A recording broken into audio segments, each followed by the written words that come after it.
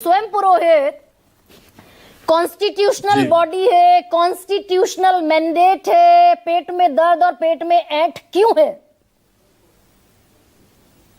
नहीं, constitutional body है, बहुत अच्छी बात है। ये मैं एक दिखा रहा हूं, शायद आपके इसमें क्लियर दिखेगा नहीं, मैं 2-3 बार दिखाने की कोशिश कर रहा हूं। ये एक ये लेटर हेड है, ऑल इंडिया मथुआ महासंघ।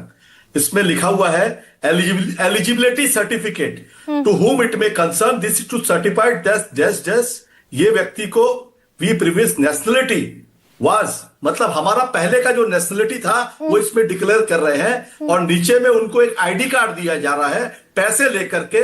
कौन दे रहा है? मथुआ समाज के जो संगठित के जो सेक्रेटरी है, उनका नाम है श्री शांतनु ठाकुर, जो भारतीय जनता पार्टी के ये पश्चिम बंगाल में लोकसभा में सांसद है। उसके अलावा ये बहुत इंपॉर्टेंट पॉइंट है कि ये बोल रहे हैं ये पैसा लेकर के मथुआ समाज बांग्लादेश के लोग हैं, इनको आज तक इन्होंने कहा था सीए, आपको पता होना चाहिए 2019 में भी इन्होंने सीए एनआरसी किया था। पश्चिम बंगाल का 2021 का चुनाव आने के कुछ दिनों पहले इनको याद आता है घुसपैठिए। इनको आसाम, त्रिपुरा, नॉर्थ ईस्ट में जो घुसपैठ होती है वो नहीं दिखाई देती है, क्योंकि वहां पे ऑलरेडी इनकी सत्ता है। पश्चिम बंगाल की सत्ता को हथियाना है। उस सत्ता को हथियाने के लिए ये एक षड्यंत्र रचा जा रहा है, जिसमें दुर्भाग्यपूर्ण ये षड्यंत्र कैसे हो जाएगा? एक सेकंड स्वयं पुरोहित भाई, कैसे चुनाव आयोग षड्यंत्र कर सकता है? बीएलओ आपके हैं, चुनाव आयोग कौन है?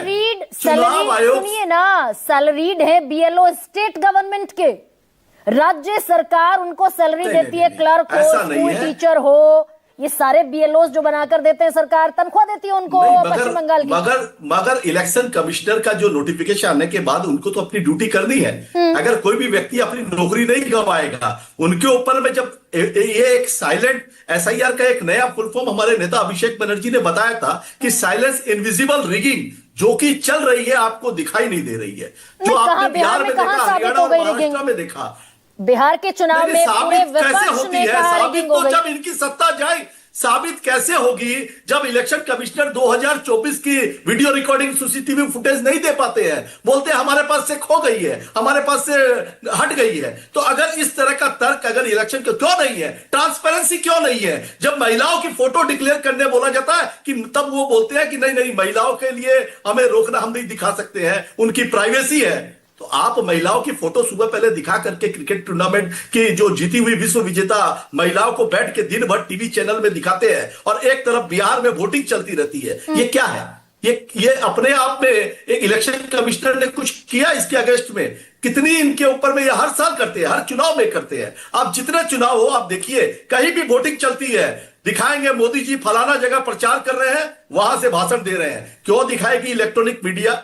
इसके ऊपर तो इलेक्शन कमिश्नर ने आज तक कोई संज्ञान नहीं लिया, आज तक नहीं लिया। ये जो शुरू हुआ 2014 के बाद, उसके पहले ऐसा कभी नहीं होता था। आपने भी देखा है क्या कोई चुनाव ऐसा कि जिसमें कहीं पे मनमोहन सिंह जी कहीं वोट दे रहे हैं, दूसरी जगह प्रचार कर रहे हैं? उसके पहले वाजपेयी जी ने भी ऐसा कह रहे हैं कि चुनाव आयोग का ये मैल फंक्शन सुप्रीम कोर्ट की निगरानी के बावजूद चल रहा है इस देश में। एकदम चल रहा है। सुप्रीम कोर्ट में तो सुनवाई है, तारीख मिल जाएगी ना।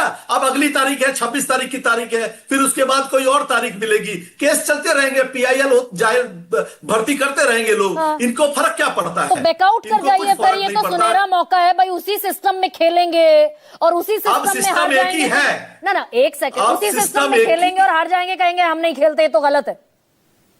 नहीं, खेलने की बात कौन कर रहा? खेल रहे हैं, हर लड़ाई लड़ रहे हैं, हर लड़ाई लड़ी जा रही है। पश्चिम बंगाल में इन्होंने 2014 के बाद में जितने चुनाव है, 16 को, 19, 21 और 24 में भी इनकी सीटें घटी, इनके वोट परसेंटेज घटे। इनको पता चल गया कि अब की बार 400 पार का नारा देने वाले मोदी जी जब 240 पे आके अटक गए, तो अब क्या किया जाए कि अगली बार? और ये भी कैसे बची? ये भी बैसाखी नीतीश कुमार और दूसरे वो चंद्रबाबू, ये आंध्र के जो सारा जो गड़बड़ झाला है, ये बीजेपी को 11 साल बाद समझ में आया।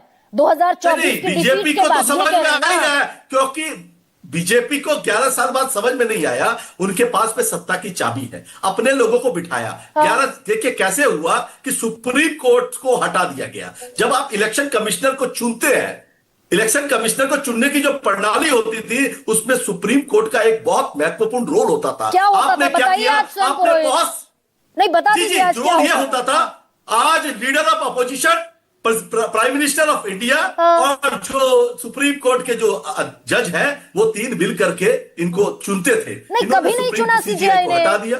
मैं सुनिए सर, मैं बीजेपी से सवाल पूछने के लिए जानी जाती हूँ, लेकिन विपक्ष भी गलत फैक्ट को तो मैं यहाँ पर सबमिट नहीं करने दूंगी। ये गलत फैक्ट नहीं है क्या?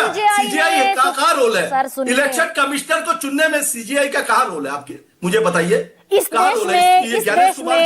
देश में अरे भाई सुनिए ना स्वयं पुरोहित, इस देश में 78 साल हो गए आजादी के। सीईसी चीफ इलेक्शन कमिश्नर कभी सीजीआई की मौजूदगी में उनके सहित किसी कमेटी से नहीं चुना गया। अगर दोनों लीडर ऑफ अपोजिशन और प्राइम मिनिस्टर और तीसरा आदमी वही रहते थे, थर्ड वो रहते थे, तीन जनों की कमेटी ही अपॉइंट करती थी। मगर उस अपॉइंटमेंट की कमेटी से जब उनको हटा करके भारतीय जनता पार्टी वाले अपने ही किसी मंत्री को बिठा देते हैं तो वहां पे पक्षपात तो हो गई। तो ये तो 2023 में हो गया था। कुमार जी का इतिहास देखिए। उसके बाद तो आपने लोकसभा चुनाव लड़ा और बीजेपी को 18 सांसदों से 12 पर समेट दिया। जी, ये हुआ ना बंगाल में। उसके बाद भी 2024 के बाद भी नहीं, देखिए बंगाल की जो राजनीति है ना, यहां पे जमीन के अंदर में मां माटी मानुस की सरकार घुसी हुई है। ये जो घुसपैठिए चिल्ला रहे हैं ना, ये घुसपैठिए एसआईआर कुछ भी कर लीजिए, उसके बाद भी चुनाव होगा। मगर दीदी ने जो पत्र लिखा है उस पर क्या लिखा है कि भाई आपको इतनी हड़बड़ी क्या है कि आप 2 महीने में या 3 तारीख की एक तो एक्सपायरी डेट दे दी कि इसके बाद में आपके फॉर्म जमा नहीं होंगे। अरे कितनों के फॉर्म जमा